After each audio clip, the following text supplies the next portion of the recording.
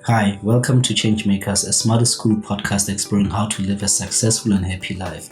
I am Katlego, your host. On every episode, I talk to great thinkers and doers from different walks of life who are at the forefront of positively impacting society. Our conversations focus on their specific journeys to achieving their goals. We talk mindsets, books, advice, and tools they use to keep them motivated. All the key ingredients you need for a happy and fulfilling life. I hope you enjoy this next episode. One thing I know about life is that there is no opportunity that it gives you that is a failed opportunity. Every little thing is a stepping stone towards something, and if anything else, there is a set of skills that I will come out with on the other side, and skills are applicable across a myriad of sectors. So thanks for making time to join us today on the Changemakers podcast. I appreciate your time. Thanks for having me. It's an honor to be here. Yeah. So, we were struggling to get on to have our conversation today. Some technical issues. And while I was chatting to you on WhatsApp, I saw your DP. It was a lovely sight. I don't know if you could show it. I wish I could show it on screen, so that other people who are going to see the video could see it. I don't know if that's possible. Yeah. Let me try it. But it's a picture of you and your son. It's a picture of me and my son. Yeah, I don't know if you can see it clearly. Yeah, take it to like your camera. Let's see. Yeah. So you guys are having, is it tea with shades? Yeah, I see it. With shades in bed, on vacation, living our best lives. Yeah, no, I thought that was cute. So that was planned, I suppose. It was not an organic thing. Oh no, we woke up like that. That's our story, and we're sticking to it. I woke up like this. No, I get you. All right. So today I just want us to talk about, you, personally, where you're from, schools attended. How did you get to be doing the job that you're doing today? You are the head banker in business banking. Correct me if I'm wrong. I know there are different sectors, but my understanding is that you are in the business banking sector. And how did you get there? And just your journey, to get to where you are today. And I obviously want to hear more, about your challenges as well, and problems that you've encountered, and how did you get around those.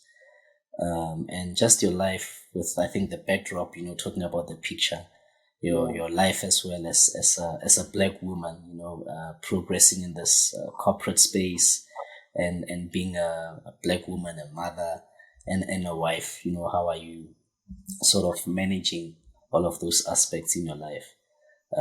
So I would love our conversation to be, along those themes, today, because I feel like a lot of, I will call you successful, successful people. We see you, but we don't really know how you got there. It's like you show us dreams, but you don't wake us up, to say, okay, guys, this is how you actually get here. So I want to get as much as possible detailed information and your personal experiences that might be helpful to me and others that would be listening to this show. So without any further ado, let's start from the beginning. So who is Noma? Where were you born and raised and attended school? Okay, so I was born in Dalsburg Hospital, which is in the East Rand in Katlehong. It subsequently moved since then.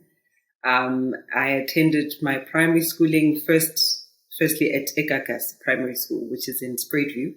That's where I did grade 1. The teacher, they hit me and broke my arm, and my grandmother was like, nope, I'm taking you to a multiracial school. So from grade 2 onwards, I went to John Mitchell Primary School, which is in Jeppes Town, and thereafter, I went on to Queen's High School, and that's where I completed my high school. I lived and grew up in Spruitview with my grandparents. And then when it was time for me to move over to high school, that's when I moved in with my aunt and her 3 kids, and I became their big sister, which was some of the best years of my life. Very lovely growing up with my cousins. And then after high school, I then went on to university, and that's where I went to Wits, where I did my BSc. So that's pretty much in a nutshell my upbringing. I'm an only child to my mother. To my father, it's a different story. So my mom, she had me when she was quite young. She was 16 when she had me, and then we had to go back to school in Mpumalanga, and hence I was brought up by my grandparents.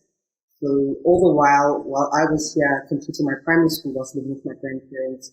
My mom was in Mpumalanga, and then she returned when I started high school. But by then, I'd moved in with my aunt and her family.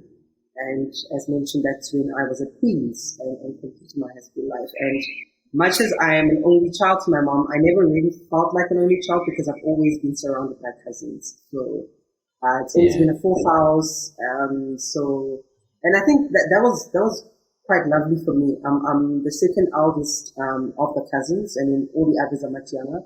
So I think from a young age, this felt a great deal of responsibility to make sure that I look after my cousins, or I'm responsible in how I conduct myself as they look up to me, or they may take my example in how they do things. So I think that was something that I just always took on in life, is to just make sure that I realize that my actions are not mine alone, and my decisions are not mine alone, and that they impact the people around me, and particularly in my context, my younger cousins. So yeah, that's been my upbringing. Wow. That's lovely. So you've always felt like a role model of some sort from a young age. I wouldn't say, to use today's words or terminology, I would say influencer. I felt not so much as a role model. I felt more as an influencer, because influencers are people that can influence you without you subscribing to them or their influence. Versus a role model is somebody that you elect to subscribe to as being an example for your life. So I don't think that they specifically opted or selected me as a role model, but because of the role I played in their lives, by virtue of it, whether they subscribed to it or not, I did influence some of their thoughts and behaviors, etc. So yeah, and I think those years, now that I look back, I think it was quite pivotal for me from a leadership grooming perspective, and just an awareness of my actions. I think I'm very aware and have always been around my actions. In some aspects, it holds me back because I overthink, and I'm always concerned about, but what will my younger cousin think of one or two choices that I may make? And that's because I always just realize that my choices are just simply not my own, as much as I would like to frame it in that way. But even as a parent, your choices are just simply not your own, and they influence the people around you, they influence your kids, and they influence those that are under your sphere of influence, even in the workplace. So I've just always been mindful of just making decisions for myself, but not just for myself, but for everybody that is either being influenced by me or is looking at me. Yeah. I mean, that's an interesting take. You took on a lot of responsibility then at a very young age. And you have a very altruistic view, I guess, of how you live your life. When do you think that sort of started? Because I mean, there are people who've been in your similar situation, but maybe did not, or still don't think the way you do. What do you think? Was there a certain experience, something you heard? What do you think made you think in that sort of way? It was definitely a certain experience, and it involved my grandmother and the stick. So my grandmother used to, she is a very hard woman. She's very strict, and she had a lot of grandkids under her care. And as a consequence, she felt the need to be quite strict so that she just has control and management over the household. As a consequence, whenever something went wrong in the house where it was the fault of any one of the cousins, I was invariably complicit in it. If I was in their presence or they were in my presence when they, took on the act, my grandmother made me bear the responsibility of whatever had happened. So if she'd hit them, he'd hit me too. If she shouted at them, she shouted at me too. And she'd explain why. And if they did or if they copied something that I did, he would just make sure she chastises me and makes me aware of so-and-so did 1, 2, and 3 because they observed you do it. You need to realize that your actions are not just your own and that your younger cousins will do what you do and you influence them. And I need you to be mindful of the power of your influence and you need to manage it in the most positive way. So initially I felt that she was very harsh on me, but over time I grew to understand where she was coming from. And it was just her trying to help me understand that in this world and in this life, you do need to be mindful of just how many lives you touch through your actions, through your words, and through your decisions. And she made me very aware of my power at a very young age and how I can choose to use my power in a very positive way, in a way that can change lives and influence people in the right direction, or in a very negative way. So in my formative years, I was very bitter and angry towards my grandmother, and I just felt victimized, to be honest. But it was as I grew older that I began to appreciate her teachings and understand what she was trying to do and where she was coming from. And till this day, I think those formative years and those teachings have served me well because, as mentioned, till today, I'm very aware of anything that I do is just not on me, and I can't be that reckless about my decisions and my choices. They do impact people around me. I think even environmentally, I'm someone who's very aware of, as human beings, the choices that we make today. I need to think future generations. So I'm very generational thinking in mind. That's just how I am. I always think about what is the impact of what I'm doing right now on my kids, their kids, and their kids to come. So I think legacy, I think inheritance, I think influence in a lot of things that I do. Even in the workplace, I don't like to take shortcuts. When I build stuff, it must be solid. I want to hand over something to the next person that is solid, that makes sense, that is well thought through. So it's just been something and it started with my grandmother and just how she groomed me around how I manage myself around my cousins. Yeah, well, that's powerful, lovely. On a lighter note, because you've been using this word influence quite a bit, and you would know that, today in our social media interactions, we have influencers now. So what do you think, of that genre, if I may call it that, of what we call influencers today? Does that make you want to change the use of that word when you think back of what you do and how you affect other people? Or do you still think, it's fine, I can wear an influencer hat? I think it's fine. If Just anything, on a lighter note. Yeah, if anything, it's this whole culture of influences that has helped me reframe how I thought of my impact on my cousin's life. And hence I say, now that I have this knowledge of this role of an influencer, I don't see myself necessarily as a role model because I feel like you subscribe and you select a role model.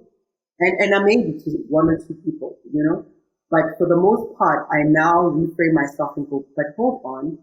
I may see somebody on social media and I may start making buying decisions based on content that they posted. So I have been influenced, but they don't necessarily have to be my role model or people that I can say I follow their lives pattern. But invariably, I am influenced, even at a subconscious level, because I am consuming their content and it is subconsciously coming into my sphere and is influencing my buying decisions. So that's why I've reframed how I think I impact people's lives as I don't think I'm a role model, but I do think that I can influence. And influencing can be on a very specific and narrow topic, all which I think is good, because role model is a whole person's life and a whole person's outlook on life that you subscribe to, and just decisions around life, versus the influences that we see on social media. We don't even know what their personal lives are like, but we are influenced by that small sphere, the small little thing that we see, or they allow us to see on social media. So influencing can be directed, and it can be very focused, versus being a role model, which is your life's work that people subscribe to. Sure. Yeah, I want us to, step back a bit. When you spoke earlier about your schooling, you mentioned you did a BSc in biology, in biology. So, but now you're working in banking. So how did that transition happen? So I like to refer to my path for career projection as a fruit salad. It literally has a little bit of everything. So how I started out was, I didn't choose to do a BSc specifically. It wasn't a dream of mine. It wasn't a passion of mine. What I actually wanted to do was to become an architect. But my parents both did not work. So my father wasn't working and my mother wasn't working. And as I mentioned to you, a person that was taking care of me was my grandparents. And at the time, only my granddad was working. And he was taking care of not only me, but me and my other cousins. So resources were quite confined in the household. And when I looked at bursaries and bursary opportunities, there weren't a lot of opportunities, particularly in the architect space. But I did my best in high school to apply myself to my books, and I did well as a student. So in matric, I got a couple of distinctions, and as a consequence of that, Wits approached me and offered me a scholarship to study science. So that's how I ended up in the BSc sphere. It's not that I specifically wanted to do a BSc, but it was literally the options on the table were do a BSc or work at Sports Scene. Yeah. Do a BSc or what? Sorry, I didn't get that. Work at Sports Scene. Sports Scene. Okay.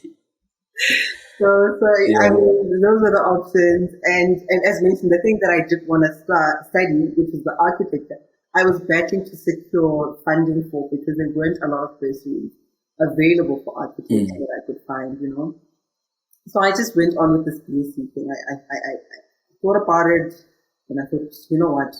One thing I know about life is that there is no opportunity that it gives you that is a failed opportunity. Every little thing is a stepping stone towards something, and if anything else, there is a set of skills that I will come out with on the other side, and skills are applicable across a myriad of sectors. So whilst I may not necessarily want to do a BSc specifically, but I am sure that I will gain some skill set here that will help me in getting started in a career. And I didn't know what it was, but one of the things that I've always been comfortable with, weirdly, is ambiguity. So I'm very comfortable with entering spaces that are ambiguous, where I will figure it out as I go, or I will find out whilst I'm in it. But to get into it, I shall. So I did my BSc, and at the end of the BSc, all my peers were either going the medical route. So once you've done an undergrad in BSc, you can go into third year medicine, because some of the foundational courses that we covered under our BSc are the same. So there was quite a number of those that went that direction. And then others proceeded to either then focus their honors and master's efforts on zoning in on chemistry, or on physiology, or on physics, because those are the courses that we covered. So they proceeded in that way so that they can carve out a career in science, where they wanted to do scientific research or work for pharmaceutical companies and the likes. And then there were others that went the direction of becoming sales reps, pharmaceutical sales reps, because that's what one can do with a general BSc. I didn't want to do any of the three. So, as mentioned, I did not, obviously, it was not something that I had in my dreams. So at the end of it, I was like, okay, so I can see that there's three options really, and I don't want any of the three options. It's not what I want to do. It was at that point in time that my aunt was, who I was living with, she worked for the city of Joburg at the time, and she said to me, there's an opportunity at the city where their risk and audit department is looking for graduates to train up in the area of risk management. And that's because not a lot of people went into varsity specifically studying risk management because it wasn't really well known, especially amongst high school students. So she said the city was just looking for people with an undergrad qualification that they would then take through a learnership of sorts. And you would go through department by department within the risk and audit space so that you get exposure to what risk management is about and hopefully then start to grow a career out of it. And they were also then offering the opportunity to then study on if you wanted to, and they would pay for whatever it is that you wanted to study on so that you can start crafting out your area, your career either in risk management or any other thing that you start to pick up on during that learnership that you like. So I said, you know what, this sounds interesting to me, because when she started to explain what risk management was, she said in everything that one does, whether it's marketing, whether it's sales, strategy, product management, there's an element of risk. And a risk manager works across. They engage with all those individuals within the organization, and they help them to understand the risks that are inherent in their strategy and their business processes. And then they help them with control design. And I said, you know what? This could help me, because since I can't be an architect and I don't know what else I would like to do outside of that, this will give me the necessary exposure into what everybody else is doing, but from a risk perspective, and hopefully it will help me see where I would like to take my career in the future. Because I was still unsure as to what do I want to do, because my mind was very much set on being an architect. And the other thing is you can't do architecture part-time, and I knew that because of the background that I came from, and there's no money for me to go back and study full-time. I didn't even have money to do my undergrad. It was a scholarship that allowed me to go through my undergrad in the first place. So I knew that whatever else that I studied from henceforth has to be something that I can do part-time, and architecture is just not one of those things. So I had to pivot, as it were, and figure out, well, that's not going to happen. Let's try and figure out the next thing. So I then did, I applied for this learnership, and there were about 5 of us that were accepted, and we competed for a single position of a risk officer, and we completed over a period of a year. So participated in that, and what we did over the period of a year was just to go around different departments working for different managers, one looking after risk controls, one looking after insurance, one looking after internal audit, etc., etc. And this was just to give us a view of everything that happens within that space. And that was a very interesting time for me. I learned a lot. At the end of that year, we had to do a series of tests, interviews, case studies, where, as mentioned, we were competing for a single role position. And I was fortunate enough to be the one that was selected for the role. So I became a risk officer in the next year. And I worked under a lady by the name of Babala. May her soul rest in peace. She was my first manager. And Babala's role was very, very pivotal in my life, and I'll tell you why. So I worked under Babala, and she was the business risk head. So her role was around identifying risk in business strategy. And she had a portfolio of clients in the form of municipal departments and municipal-owned entities. So there was like the mayor's office in there, Joburg Water, Joburg Parks, City Parks, etc., etc. And I was basically supporting her as a risk officer. Now, the reason why I say Babala played a pivotal role in my life is in that Babala was very lazy. And her laziness was the opportunity I needed to do things that were ahead of what I was skilled up for or what I was ready for. So she literally would give me my responsibilities and hers. And I saw that as a wonderful opportunity to learn exponentially. And So you were a manager before you were a manager, basically. You were doing manager role absolutely. as an intern of some sort. Absolutely. The responsibilities that I had were definitely not at intern level. The meetings that I got an opportunity to attend were definitely not an intern level. So I got a seat at the table at a very, very, very, very early stage in my career. Babana was supporting these entities. Yeah. What she did was she sat on the expos and was basically their head of risk coming from head office. They would sit on the expos. But as mentioned, she used to just send me. So I got to sit on executive committees from a very, very young age. And I got to be part of those conversations, to listen on, to learn, to observe, and to learn the format of how those settings operate. And also to engage stakeholders who are much senior than me and to learn how to engage them and to confidently engage them. So it was really... So was there, sorry to cut you there. So, I mean, you said she was doing this. It was not necessarily planned. Is that what I'm understanding? It was not necessarily planned. But was there some sort of training and coaching to get you comfortable to be in those spaces so that you are at least performing to a level that she would like you to perform? Not at all. Not at all. If anything, when I performed, she was surprised. She'd always be shocked. It was deep end. It was absolute deep end. It was scary. It was just, I felt out of my depth a lot of the times. But I learned to swim very fast as a consequence. I learned to figure it out. And I think those years were also part of the reason why I'm so comfortable with ambiguity or starting something fresh or just being thrust with a very massive project or program that I might not necessarily have the expertise on. Babana taught me that Hamba sis, you figure it out, Hambi. That's how she was. And that's what she'd say to me, those exact words. Go for, attend, you'll figure it out when you get there. You're smart enough. And she'd always say to me, you have a degree, isn't it? Because that's the thing with the mentality. Not everybody has a degree there. So she'd always like to say that, no, you have a degree, you're smart, you'll figure it out. If you could pass your degree, this you can do. Trust me. So accept your smartness. So what sort of strategies or tools did you employ? Is there anything specific that you did? Because I mean, like you say, you're thrown into the deep end. For most of us, that would cause a lot of anxiety, stress.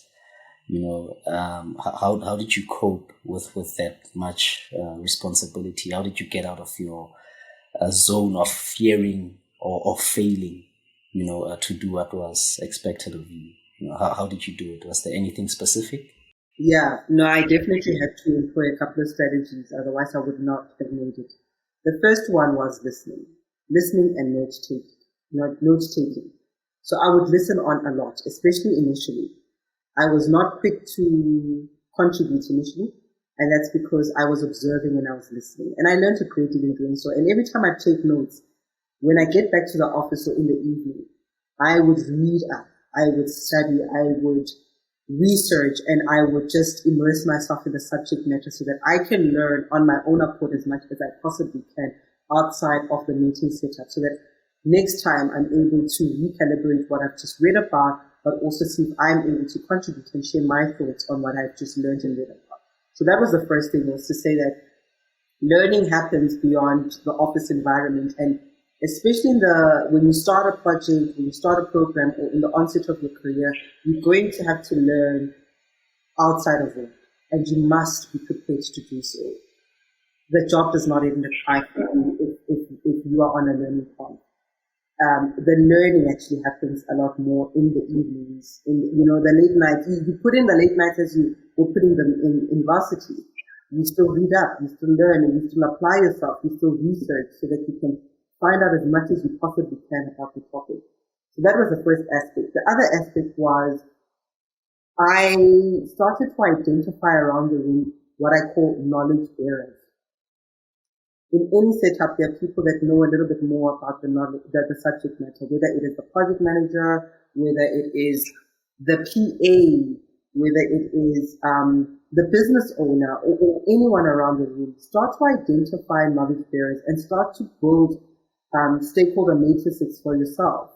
I started doing that. I started grouping the people around the boardroom table into zones or buckets rather.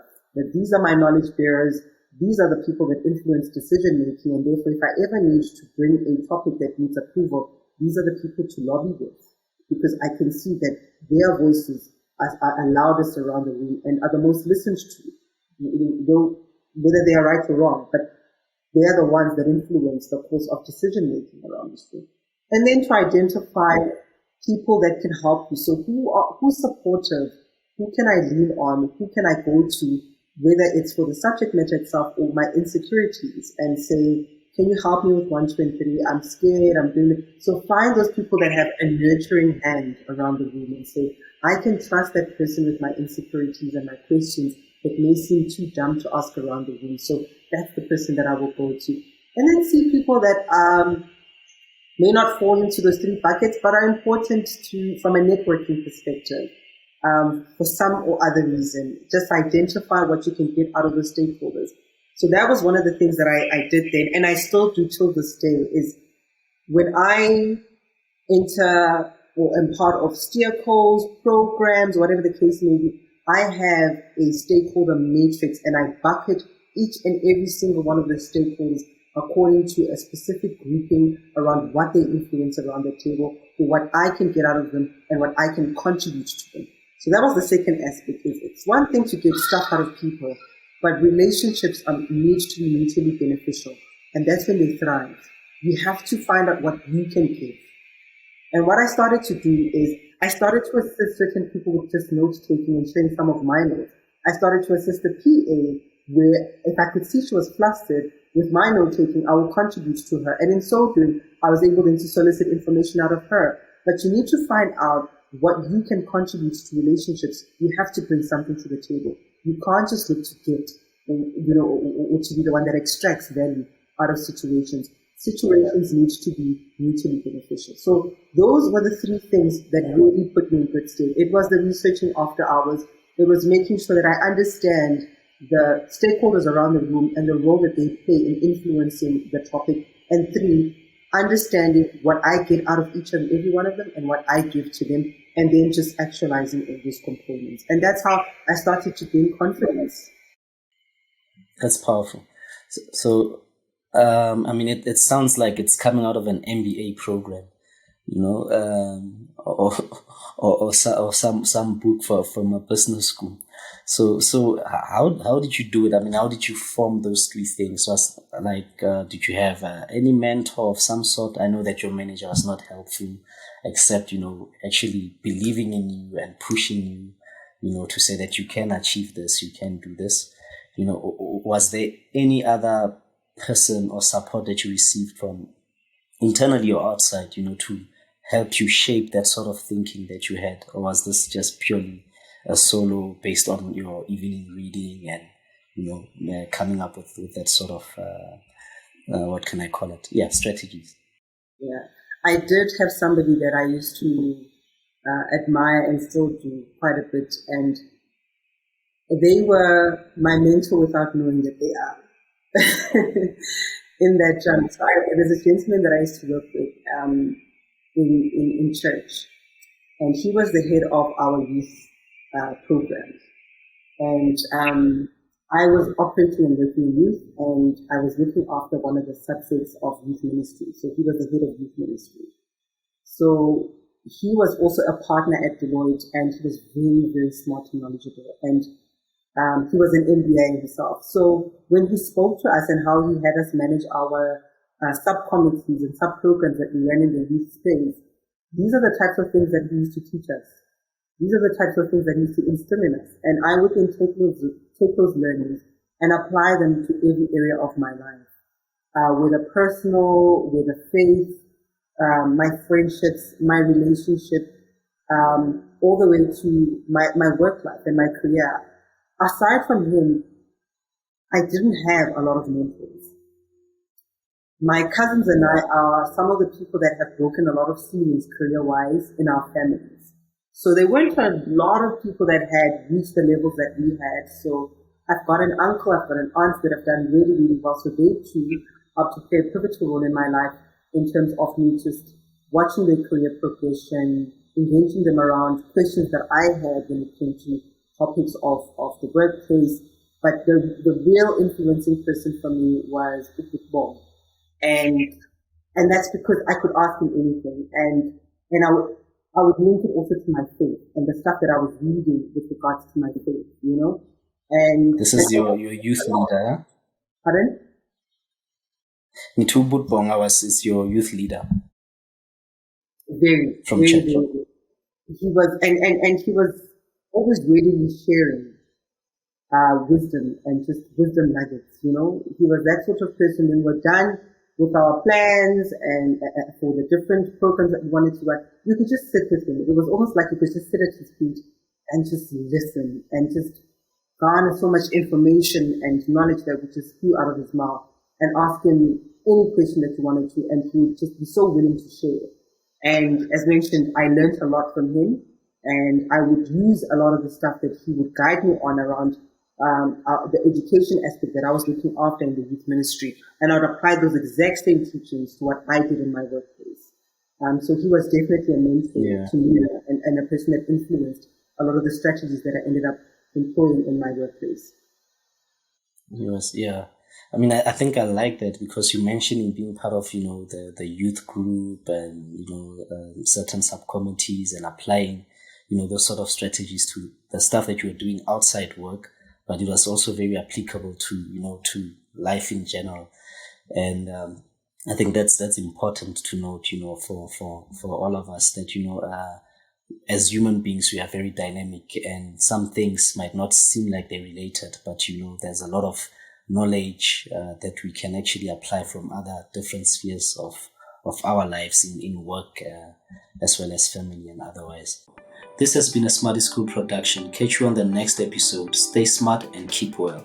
If you enjoyed this episode of Changemakers, please subscribe if you have not already. Help us spread the word by rating and commenting on the podcast. We like hearing from you, as this will help us create better content and reach more people. Share this episode with your friends, family, and colleagues whom you think will benefit or like this sort of content. If you have questions for me or my guest, or topics that you would like us to discuss next time, email me at podcasts@smartyschool.co.za.